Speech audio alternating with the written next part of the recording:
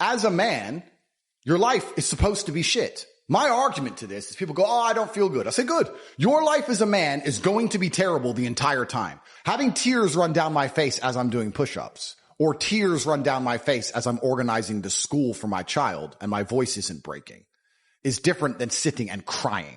I didn't sit and dedicate myself to crying. I didn't sit and do the act of crying.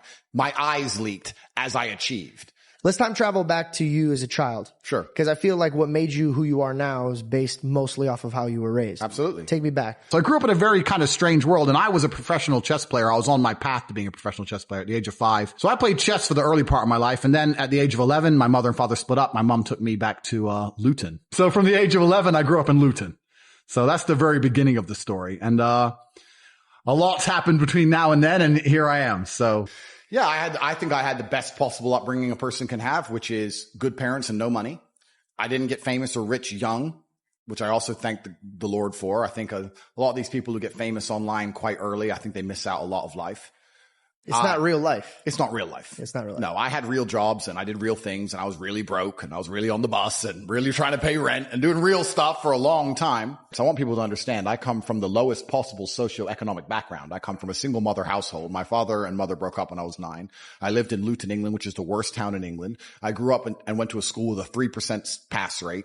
Everyone around me was stabbing each other and selling drugs. I thought you said your father was one of the best fathers you've ever had. He was, but my mother and father broke up and he stayed in America and I moved to England, and he wasn't financially successful, but he taught me other lessons. Gotcha. And I'm glad he didn't give me money, because I think that a harsh upbringing and a harsh life makes a man a man. I don't think you learn a lesson any other way, but I come from the absolute bottom, and now I'm up at a position where we have a very large empire. A lot of it is shadow. Most people don't know what it is, but even our overt things, even our university and things that are online are turning over $15, $20 million a week. So we're doing crazy sums of money. So I've been from the absolute bottom to the absolute top. I've seen it all. Okay. When I'm sitting there and saying to men, look, life as a man is shit. It's always been shit. It's never been good. When men wake up and say, I'm depressed and life is hard and I'm sad and I'm struggling right now, I say, okay, throughout history, men have always struggled. Happiness is for children and women. Name a time in history it was better to be a man. Was it better to be a man in World War II? Was it better to be a man on the Titanic? Was it better to be a man in the Napoleonic Wars? Was it better to be a man when you were sitting in Vienna and the Mongol horde arrived, ready to decapitate any male and enslave all the females? When's it ever been good to be a man? Building the pyramids, was that fun? It's always sucked. The only time being a man ever is good is if you become an exceptional man. When I was 21, me and Andrew used to have no food. I used to drive my broken Volkswagen Golf to the KFC restaurant in Dunstable, United Kingdom, and I used to sit in my car.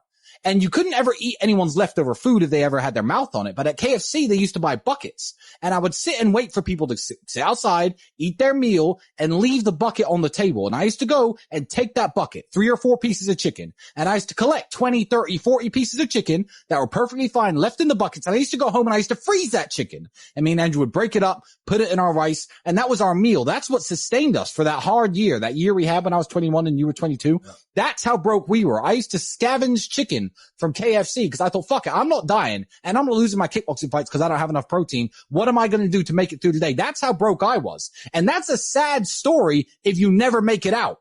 To me, that's a happy story. That's a story of triumph. Now it's like, hey, Andrew, it's my birthday. What we doing? KFC? And it's a big joke. We sit there eating our KFC laughing about how we used to scavenge KFC chicken. I became world champion. Tristan became European champion. And like he said, we didn't have enough protein in our fucking diet. We're sitting there eating rice every day thinking this is the cheapest thing we can eat. We have no fucking sardines. Money. But we need some meat. How can we get meat? I became world champion without even fucking food. And you got these kids with millions and millions and millions. He ain't got a 6-pack. It's fucking embarrassing. So what I say to men is, look, life's hard. It's always going to be hard. It's always going to suck. It always has. The only way to get out is to become excellent and perform at a level where your echelon is so high that you get to live this brand new experience. You need to become strong and smart and interesting and charismatic. You need to become rich, powerful, well-known, connected. You need to do it. If I feel like I'm going to go to war, I need money. And even in this war I've been in, even when I went to jail, right?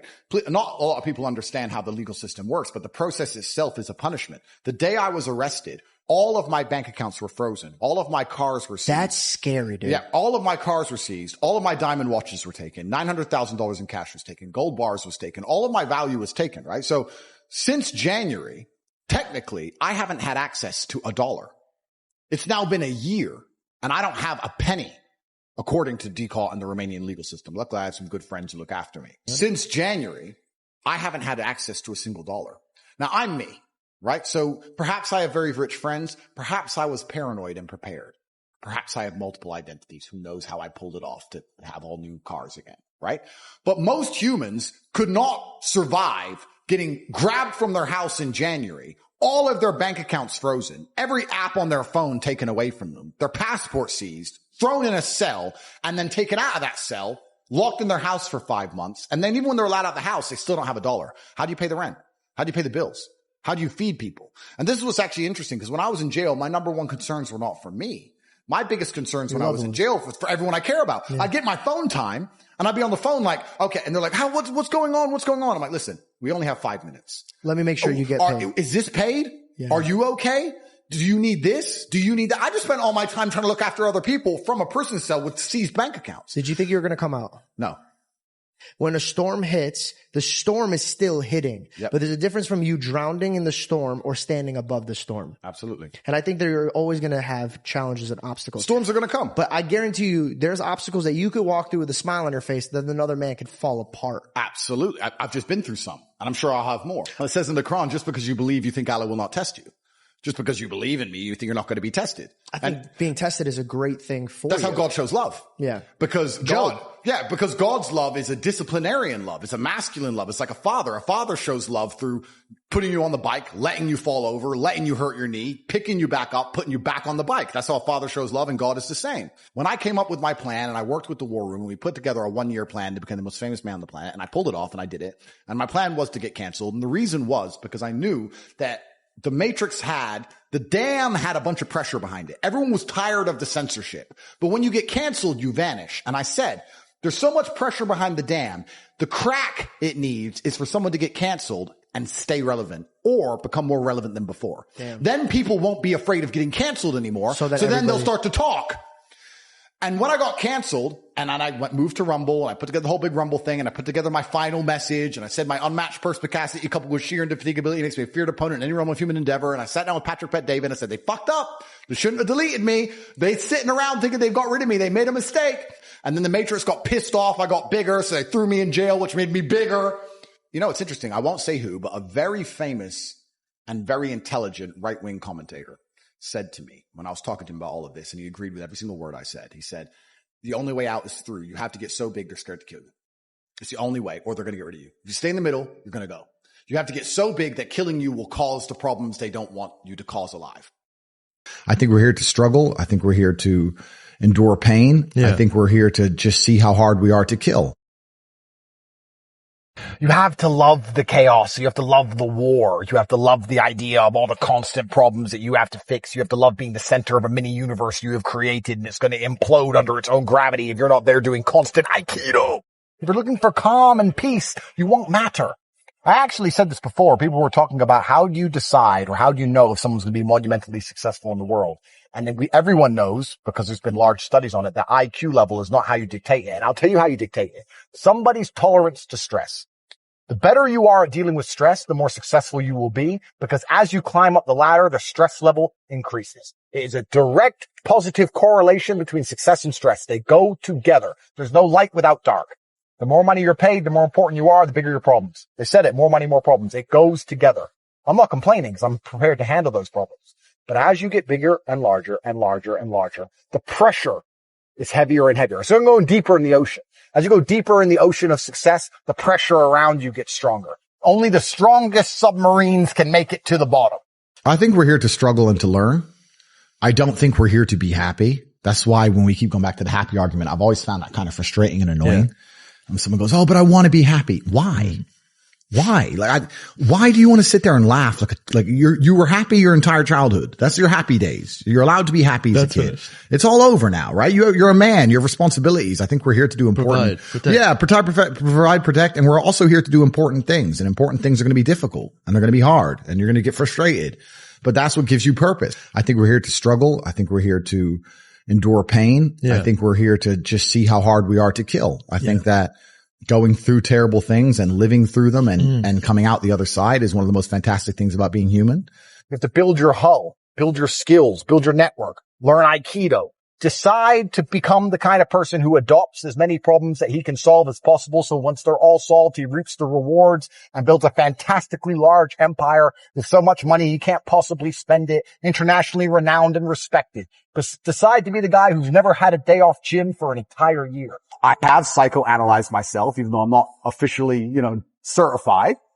And I've decided that I can't stop bad things from happening to me. So instead, I'm going to enjoy bad things happening to me. And I'm going to build a mindset that makes me fearsome enough to succeed regardless of how stacked the odds are against me. Yeah. If I measure myself purely on competence and purely on achievement, whatever I think and whatever I'm doing is obviously fantastic. So I'm very happy with the mindset I have. And then we go into the argument, am I supposed to be happy? Am I supposed to feel good? This is what I don't understand about people, especially men in the world today. Why are they so worried about being afraid? Afraid every time I fall. Yeah. I fall anyway. Yeah. Like, I don't let fear guide what I'm going to do. I do what I'm supposed to do regardless of how I feel. So I don't see anything wrong with feeling fearful. I don't see anything wrong with feeling stressed or under pressure. I think that you get a whole bunch done with these negative connotations and negative emotions. And I think that life is suffering and pain and you're here to go through it. And the sooner you get used to the taste, the more successful you're going to be. I have no interest in trying to change the flavor, my friend. The flavor of life is pain, and I will eat all of it. I haven't had a rest day from the gym in years. Every day I train. Every day. People talk about how your muscles don't grow unless you're resting. I don't care. I go every day because I go to teach myself a lesson. And I don't want to go, and it's boring, and I'm busy, and every single day I still go. So I learn about discipline and pain and suffering, even at my old age, my long, difficult life. I'm still going to the gym every day to punish myself and show God that I am motivated and disciplined. And no matter what happens, I will not miss a single gym session ever. I refuse to take a fucking pill, and I refuse to sit and have my mind altered by anything I do not control. I don't care if I have nightmares for the rest of human time. Right. As long as I'm in charge of my mind, I'm in charge of my life. If God decides that I don't need nightmares anymore, I'll fathom out how to stop it.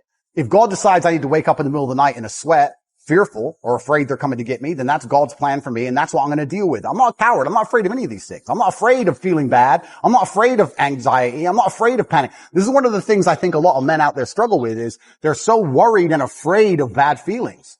And to me, that's just showing that you've had an easy life. Like, there's real people out here who are trying to kill you. There's people out here who put a knife in your neck. You're scared of what? Feeling sad? Who cares? Like, there's real problems. What are you worried about feeling sad for? Who gives a shit? I can't stand quitters. So if you're the kind of person who's going to quit because it's hard, I don't even want your energy around me because quitters are the worst people on the planet. You can give a quitter absolutely everything and they will still fail. Quitters can have every single advantage. Quitters can have all the information. Quitters can have all the tutelage. Quitters can have a mentorship. Quitters can have someone who messages them every morning. Hey, bro, let's get it. And guess what they're going to do at the end? Quit. They ain't never going to have shit. If you have that kind of mind, if your mind is so fundamentally broken that you cannot do with your own mind what you want to do. Right. Like that, then you're just fucked, right? Life is hierarchical. There's always going to be kings and there's always going to be peasants. If you have a mind that you can't control, then you're never going to be a king. You're going to be a peasant. That's your life. You have a peasant's life ahead of you, and that's your destiny. Most important thing you can do as a man is to gain control of your mind. Once you have control of your mind, life is so ridiculously easy. It's so ridiculously easy. Tristan said this. I don't want to take his words, but he's true. You go through life telling everyone you're the baddest motherfucker there is. Sooner or later, someone's going to test you. You walk in the pub and you say, I'm the hardest man there is. Sooner or later, someone's going to fight you. Sooner or later. And life's like that. You want to be the top G and you want to go through life and say, I'm the top G. Then God's going to say, well, we're going to see if you deserve to call yourself the top G or not. We're going to put you in a Romanian jail cell. We're going to leave you there to rot. You're not going to know how long you're in there for. And the biggest mindfuck is I thought I was going to be in there for years. I had no idea. Everyone's telling me years. I thought I was going to be in there for years. So maybe God was just he was watching me and he was having a look and saying, you want to call yourself top G? Let's see. And I like to think I passed the test.